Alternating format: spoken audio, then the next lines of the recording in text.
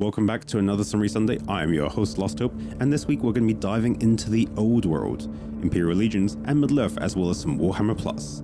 So this week we've got some great new drops coming to us from the Warhammer Old World. First up, Dawn of the Storm Dragon. It's landing alongside its arcane journal, 48 pages packed with lore of the Grand Empire of the Grand Khafi, their Clash of Chaos, plus rules for the Jade Fleet of Infamy led by Mao Ying.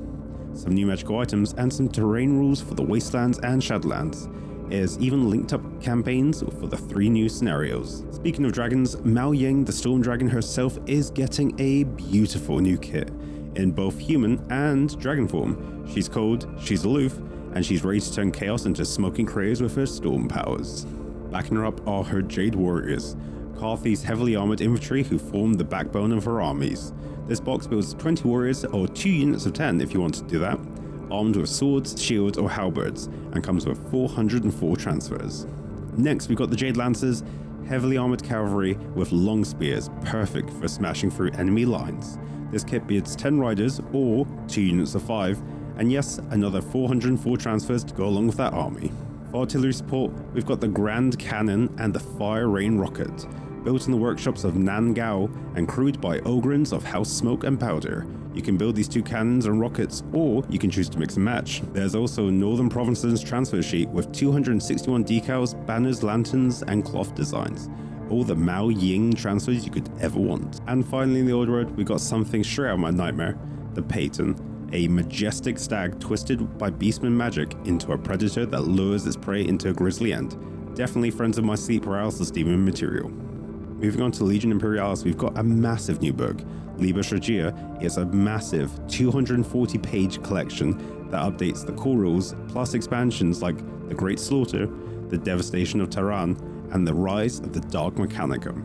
Inside are all the updated detachments and formations for Astartes, Solar Auxilia, Mechanicum, Dark Mechanicum, Titan Legions, and Knight Households, who now replace the strategic assets.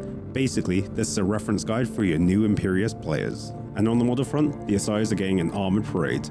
We've got the Macedon Super Heavy Assault Transports, massive siege transports that carry 40 Marines into the heart of the battle, complete with motor arrays, Spolston options, and 1,130 decals. Then we've got the Cerberus Heavy Tank Destroyer, 4 tanks armed with neutron laser batteries to melt armor and crew alike, with laser cannon options or heavy bolter sponsons, plus another 1,130 decals. And then we've got the Typhlosion Heavy Siege Tank, 4 mobile fort killers with Dreadhammer cannons, with also other weapon options available, with another beautiful 1,130 decals. And then finally we've got the Siege Tanks, a squadron of 8 Demolisher tanks perfect for city fighting, and yes, another 1,130 decals. Then we've got the Whirlwind and Scorpius missile tanks, 4 of each providing indirect fire support with either explosive rocket saturation or armor-piercing rockets, and you guessed it, 1,130 decals. You're right. To keep your games tidy, there's also an order tokens and objective marker set with 92 pieces and formation data sheets packed with cards for Astartes, Solar Auxilia, and the Mechanicum.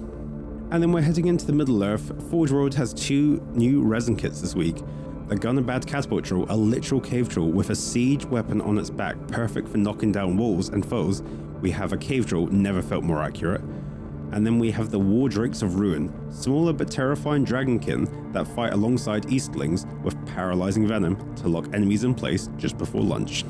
And to wrap things up on Warhammer TV, this week you can see how the design team recreated the Istvan 5 Dropstrike Massacre diorama on MechBoy's workshop.